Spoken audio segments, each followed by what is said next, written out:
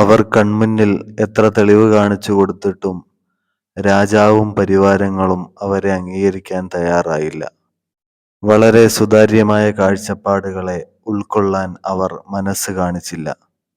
ആ സമൂഹം പറഞ്ഞു, നിങ്ങൾ അവലക്ഷണങ്ങളാണ്, നിങ്ങളെ ഇവിടെ നിർത്താൻ കൊള്ളില്ല, നിങ്ങൾ പെട്ടെന്ന് നാടുവിട്ടു പോകണമെന്ന്.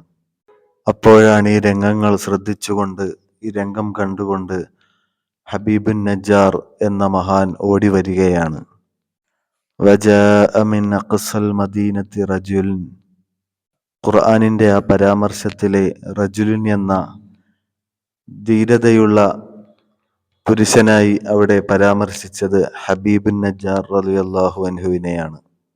ആ ധീരനായ മനുഷ്യൻ ഓടി വന്നിട്ട് രാജാവിനോടും പടയാളികളോടുമൊക്കെ പറഞ്ഞു, ഇവർ അള്ളാഹുവിൻ്റെ ദൂതന്മാരാണ്. രോഗിയായി രോഗശയ്യയിൽ ദീർഘനാളായി കിടന്ന എൻ്റെ മകന് രോഗശമനം നടത്തിയ ദൂതന്മാരാണിവർ. അതുകൊണ്ട് ഞാൻ ഇസ്ലാമിലേക്ക് കടന്നു വന്നിരിക്കുകയാണ്.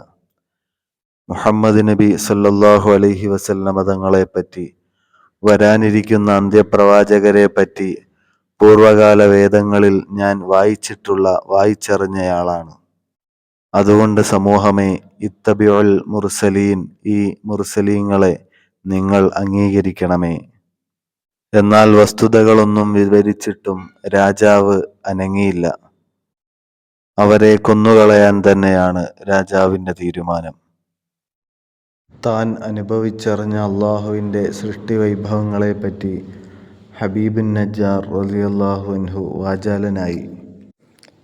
ഈസാ നബി അലൈഹിസ്സലാത്തു വസ്സലാമിൻ്റെ ദൂതന്മാർ പങ്കുവച്ച ആത്മീയതയുടെ ആത്മസാരങ്ങളെ അത്യുജ്വലമായ ഭാഷയിൽ അവതരിപ്പിച്ചു മഹാൻ.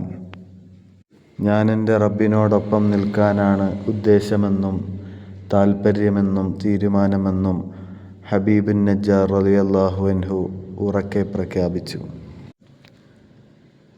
എന്നാൽ രാജാവും പരിവാരങ്ങളും അന്ധത ബാധിച്ച മനസ്സുകളാണ്. അവരിലേക്ക് സത്യത്തിൻ്റെ വെളിച്ചം കടന്നു ചെന്നില്ല. അവർ ഹബീബ് നജ്ജാർ റളിയല്ലാഹു അൻഹുവിനെ കൊല്ലാനൊരുങ്ങുകയാണ്.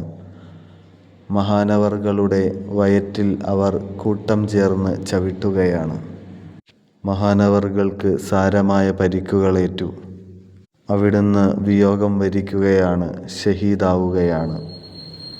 ആ പവിത്രമായ മൃതശരീരത്തെ ആ ധിക്കാരികൾ കിണറ്റിലേക്കെടുത്തെറിഞ്ഞു.